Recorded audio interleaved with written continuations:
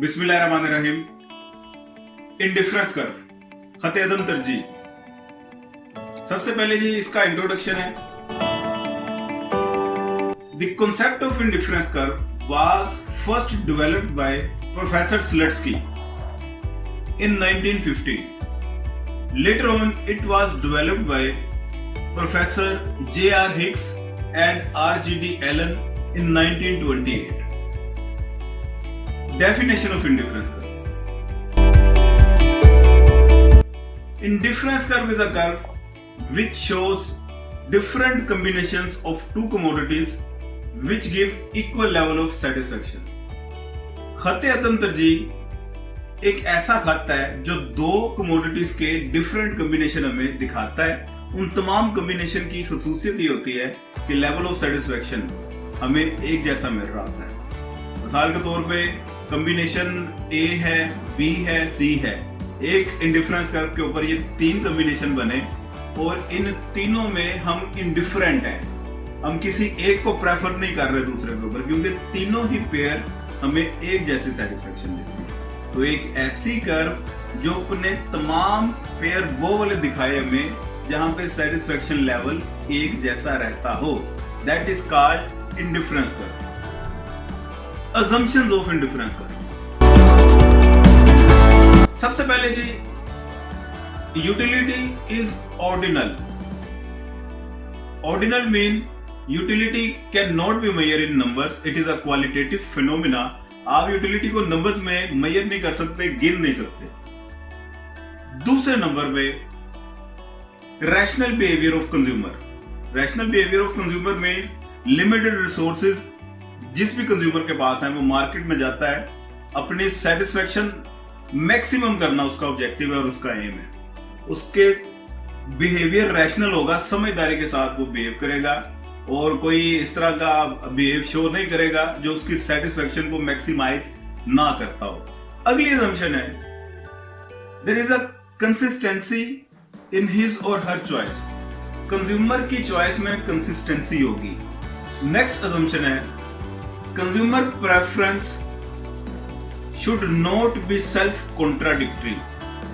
Self contradictory का मतलब उनका आपस में तसादुम नहीं पाया जाता होगा। Next assumption is goods consumed are substitutable. Substitutable का मतलब जो दो कमोडिटीज आप इस्तेमाल कर रहे हैं उनको एक दूसरे के साथ सब्स्टिट्यूट कर सकते हैं, एक दूसरे के मुतबादिल के तौर पे आप इस्तेमाल कर सकते हैं। अगर दो ऐसे गुड्स जो एक दूसरे के साथ सब्स्टिट्यूट ही नहीं हो सकती, उन पे फिर हम इंडिफरेंस कर्व चेक नहीं कर सकेंगे, क्योंकि उसमें फिर दो ऐसे पेयर दिखाना जहाँ पे सेटिस्फेक्शन लेवल एक जैसा रहता हो ये खासा मुश्किल होता है। क्योंकि इसकी लॉजिक ये है कि एक कमोडिटी के अपने यूनिट इंक्रीज करने होते हैं, दूसरे के सैक्रिफाइस करने होते हैं। अब यहाँ पे हमें पता ही नहीं चलेगा जब दो गुड्स एक दूसरे के साथ सब्स्टिट्यूट नहीं हो सकेगी कि एक कमोडिटी के कितने यूनिट हमने सैक्रिफाइस करने हैं दूसरी कमोडिटी का एक यूनिट लेने के लिए। तो दो कमोडिटीज एक दूसरे के साथ लाजमी बात है कि वो सब्स्टिट्यूट भी हो सकती हो। अगली असम्पशन है diminishing marginal rate of substitution.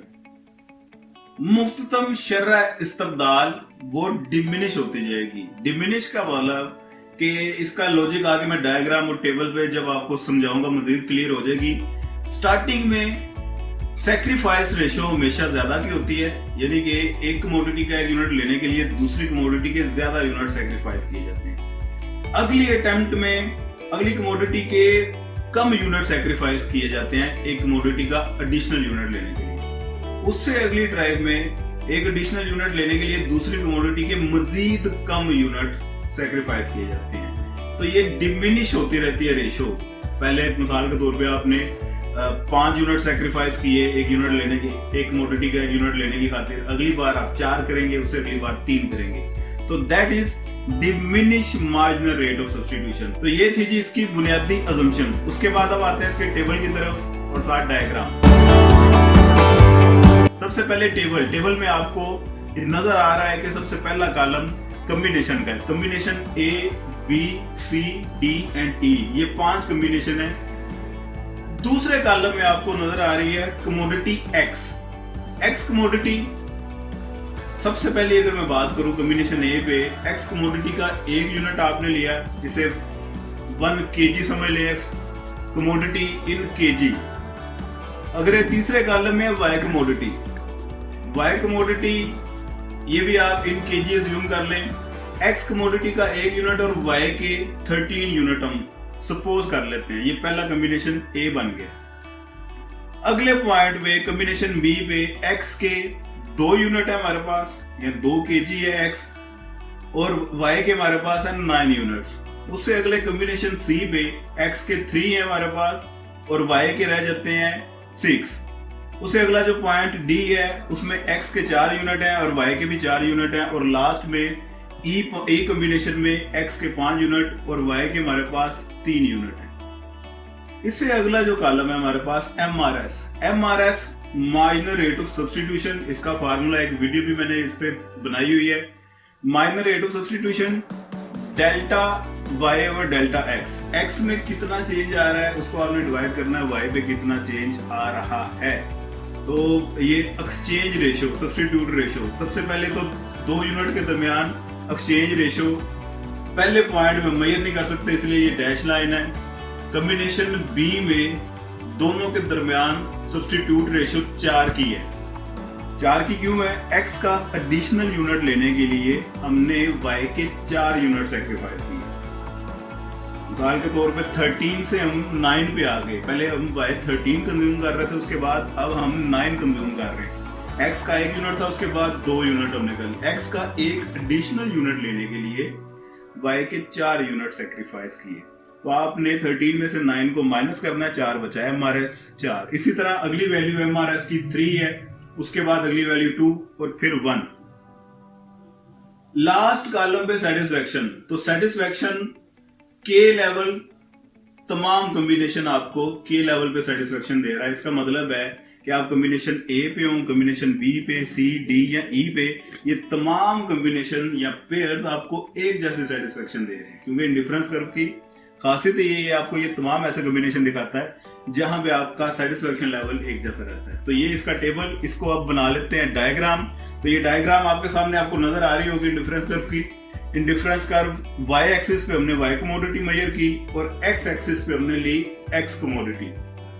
अब उसको स्केलिंग हमने वैल्यूज के हिसाब से कर लिया, 1 2 3 4 5 एक्स एक्सिस में, और वाई में क्योंकि 13 तक वैल्यूज हैं तो 2 का हमने गैप रख लिया। पहला पॉइंट बनेगा कॉम्बिनेशन जो ए है हमारे पास वो 1 और 13 का, एक्स का 1, एक्स एक्सिस से 1 पे हमने जाना और वाई एक्सिस पे 13 पे। इन दोनों का जो कोऑर्डिनेट एक दूसरे को इंटरसेक्ट कर रहा होगा वो हमारे पास कॉम्बिनेशन ए बन गया। इसी तरह बी कॉम्बिनेशन एक्स पे हमने 2 पे चले जाना और वाई पे हमने 9 पे। इन दोनों का जो इंटरसेक्शन पॉइंट है वो बी बन गया। इसी तरह सी, डी और ई, इन तमाम पॉइंट्स को एक दूसरे के साथ आप कनेक्ट कर दें तो ये कर्व बनेगी। इस कर्व को बोलेंगे इंडिफरेंस कर्व। अब ये स्ट्रेट लाइन नहीं है, एक कर्व बनेगी, हमेशा ये कर्व ही बनती है। दैट इज कॉल्ड खत्ते अदम तजी या इंडिफरेंस कर्व। ये नेगेटिव स्लोप है, इसका रिलेशन नेगेटिव है। इसका मतलब है एक्स का एक एडिशनल यूनिट लेने के लिए वाई के यूनिट्स हमने कम करने हैं। एक की क्वांटिटी ज्यादा करें, दूसरे की क्वांटिटी कम करेंगे, इसीलिए इन दोनों के दरमियान नेगेटिव रिलेशन है। नेगेटिव रिलेशन की वजह से इस इंडिफरेंस कर्व की स्लोप भी नेगेटिव होगी।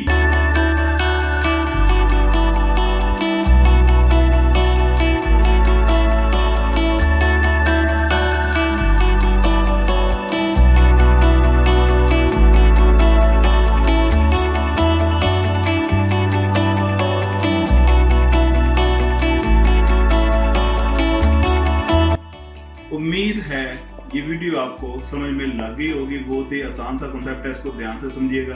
पाकिस्तान जिंदाबाद।